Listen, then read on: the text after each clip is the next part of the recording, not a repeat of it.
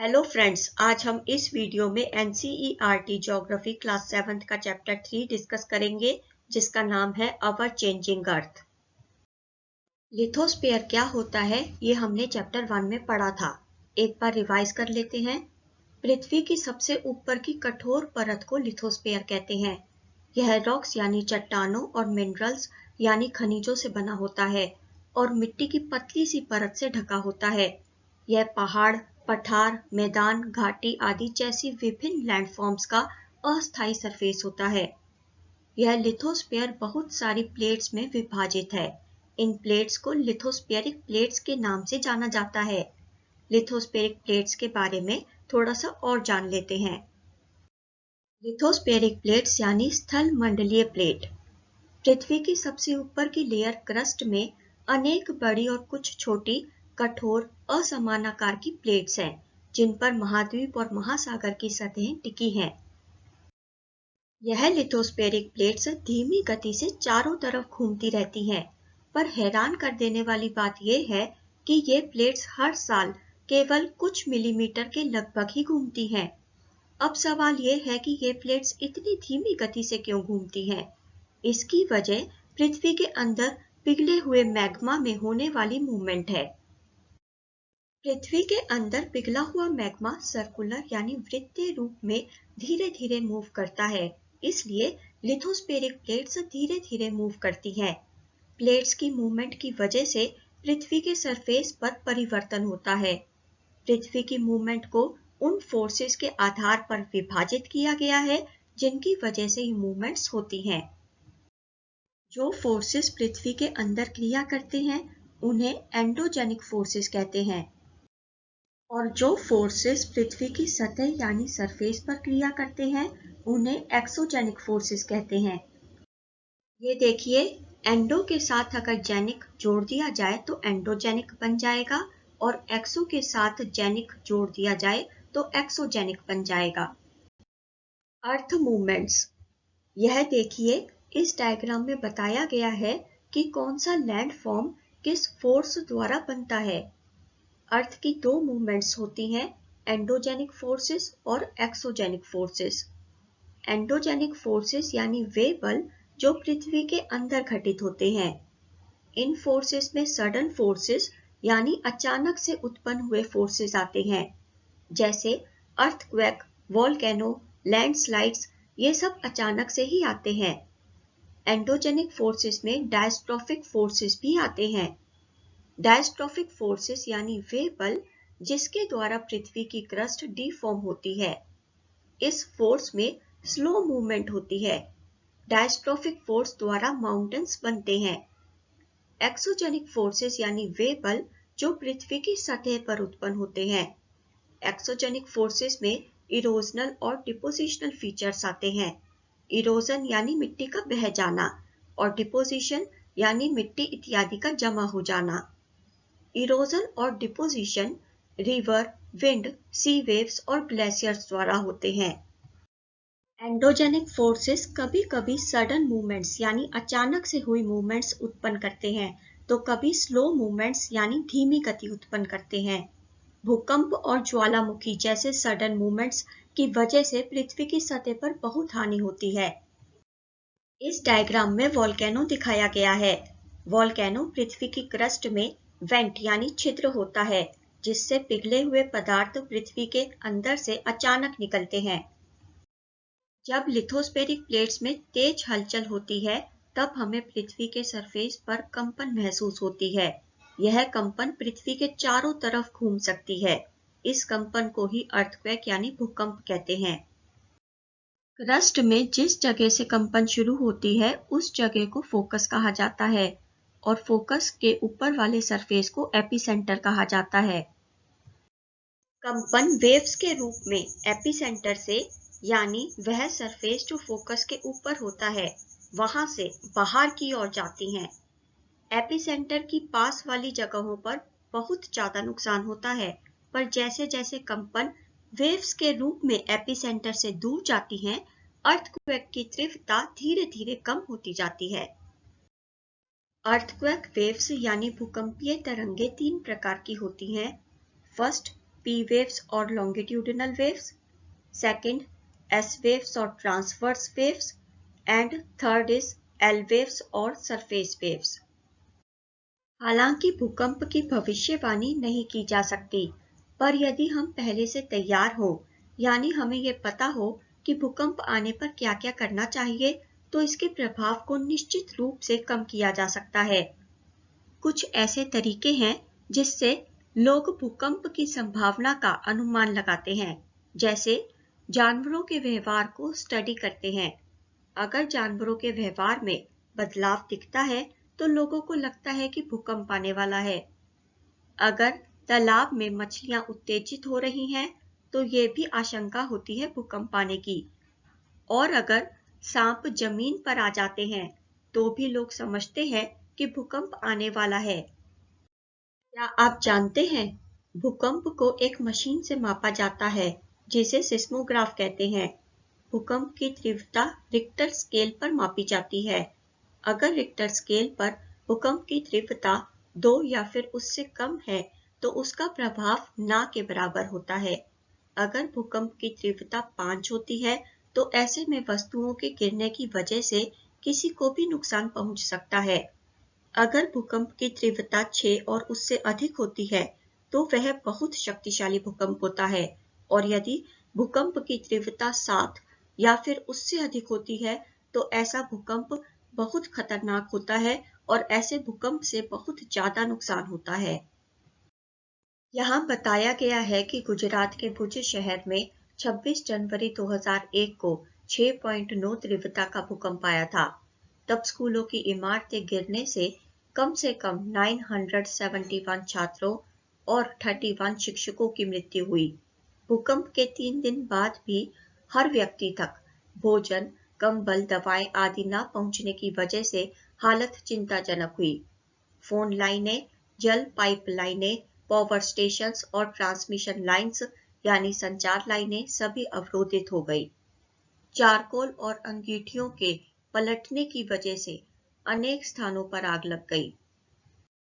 देखिए, यहाँ दिखाया गया है कि गुजरात में भूकंप की वजह से कैसे ये बिल्डिंग बुरी तरह से डैमेज हुई। भूकंप से बचाव की तैयारी। यहाँ बताया गया है कि आपको भूकंप के दौरान कहाँ रहना चाहिए।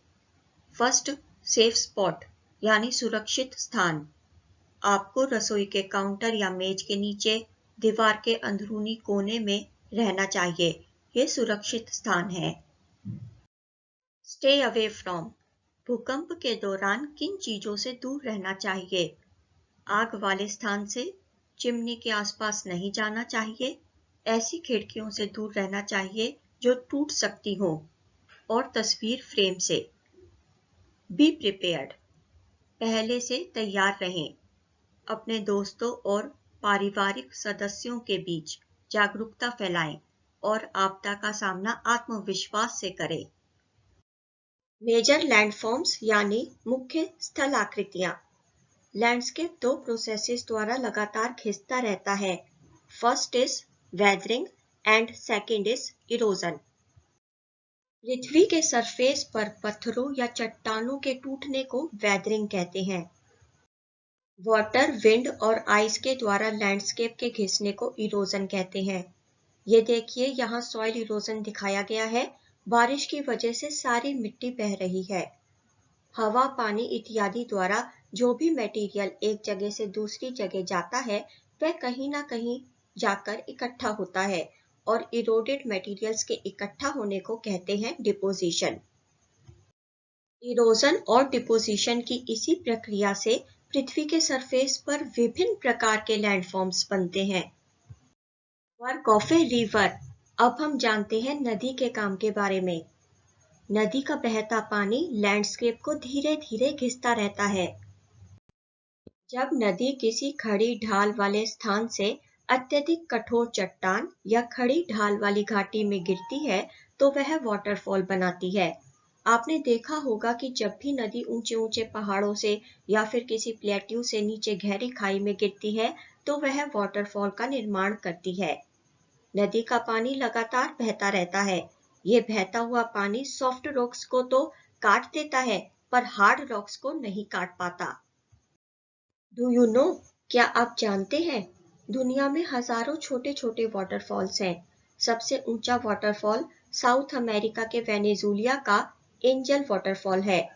अन्य वाटरफॉल नॉर्थ अमेरिका में कनाडा और संयुक्त राज्य अमेरिका की सीमा पर स्थित नियाग्रा वाटरफॉल है, और अफ्रीका में जाम्बिया और जिम्बाब्वे की सीमा पर स्थित विक्टोरिया फॉल्स है। जब नदी समतल जमीन पर आती है, वह अपना रास्ता अचानक मोड़ देती है और बड़े बड़े मोड़ बनाती है, और इन्हीं लार्ज बेंड्स को मिएंडर्स कहते हैं। इन मेंडर्स के किनारों पर लगातार इरोजन और डिपोजिशन की प्रक्रिया होती रहती है। इस वजह से मिएंडर लूप्स के किनारे पास आते रहते हैं। समय के साथ ये मिएंडर लूप्स नदी से बिल्कुल कट जाते हैं और एक अलग झील बनाते हैं जिसे ऑक्सबो लेक कहते हैं। कभी कभी बहुत ज्यादा बारिश होने की वजह से नदी अपने तटों से बाहर बहने लगती है। इस वजह से नदी के निकट के क्षेत्रों में बाढ़ आ जाती है। बाढ़ की वजह से नदी के तटों के निकट के क्षेत्रों में महीन मिट्टी और अन्य पदार्थ डिपोजिट हो जाते हैं। महीन मिट्टी और पदार्थों को सेडिमेंट्स कहते हैं। इससे समतल और उपजाऊ फ्लड प्लेन बनता है। नदी के उभरे हुए तटों को लेविस कहते हैं।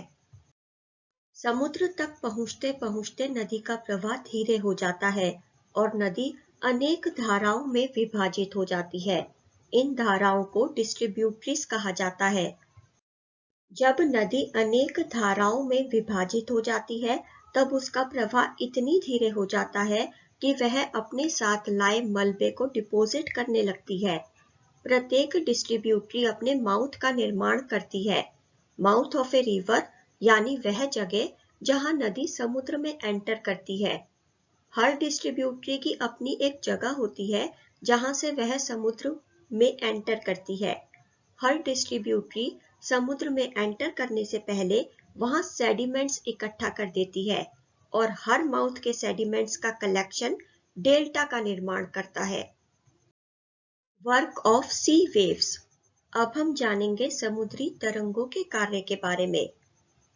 समुद्री लहरों द्वारा इरोजन और डिपोजिशन कोस्टल लैंडफॉर्म्स बनाते हैं।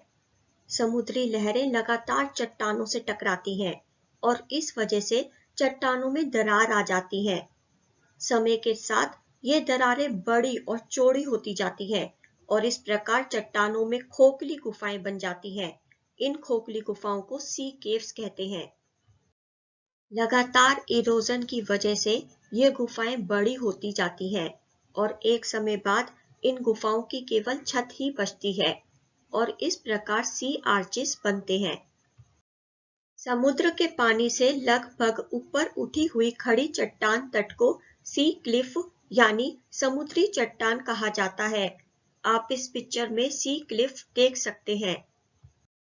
समुद्र की लहरें अपने साथ सेडिमेंट्स लेकर आती हैं और किनारे पर सेडिमेंट्स जमा करती रहती हैं और इस प्रकार बीचेस बनते हैं। Work of ice.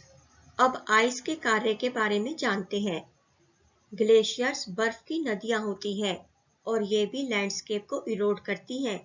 ये सॉइल और स्टोन्स को इतना चपटा कर देती हैं जिससे नीचे का हार्ड या सॉइलेड रॉक दिखने लगता है।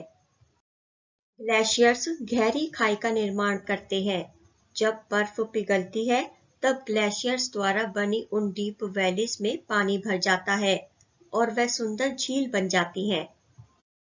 ग्लेशियर्स द्वारा लाए गए पदार्थ जैसे छोटे बड़े रॉक्स, रेत और सिल्ट डिपोजिट हो जाते हैं। ये डिपोजिट ग्लेशियर मोरेन्स का निर्माण करते हैं। Work of wind. अब जानते हैं हवा के कार्य के बारे में। रेगिस्तान में हवा इरोजन और डिपोजिशन का प्रमुख कारक है, यानी रेगिस्तान में हवा द्वारा ही इरोजन होता है और डिपोजिशन हवा द्वारा ही होता है। रेगिस्तान में मशरूम की आकृति जैसे रॉक्स को आमतौर पर मशरूम रॉक्स कहते हैं। हवा इन मशरूम रॉक्स के ऊपरी भाग की अपेक्षा निचले भाग को ज्यादा इरोड करती है, इसलिए ऐसे रॉक्स का बेस नैरो यानी संकरा होता है और टॉप वाइड यानी चौड़ा होता है। हवा रेत को अपने साथ एक जगह से दूसरी जगह ले जाती है। जब हवा रुक जाती है, तब रेत छोटी पहाड़ी जैसी आकृति के रूप में डिपॉजिट हो जाती है। रेत की इन छोटी पहाड़ियों को सैंड ड्यून्स कहते हैं। अगर रेत के कण बहुत महीन और हल्के होते हैं, तो हवा रेत को बहुत दूर ले जा सकती है। जब ये रेत बहुत बड़े एरिया में डिपॉजिट हो जाती है, तो इसे लॉयस कहते हैं। चाइना में लॉयस के विशाल भंडार पाए जाते हैं। अगर आपको वीडियो अच्छी लगी हो तो वीडियो को लाइक करें और शेयर करें। अपने विचार कमेंट करके बताएं। चैनल को सब्सक्राइब जरूर करें और सब्सक्राइब करने के साथ नोटिफिकेशन बेल को प्रेस करके ऑल पर क्लिक करें। See you in the next video. Till then, goodbye. Thank you so much. Thanks for watching.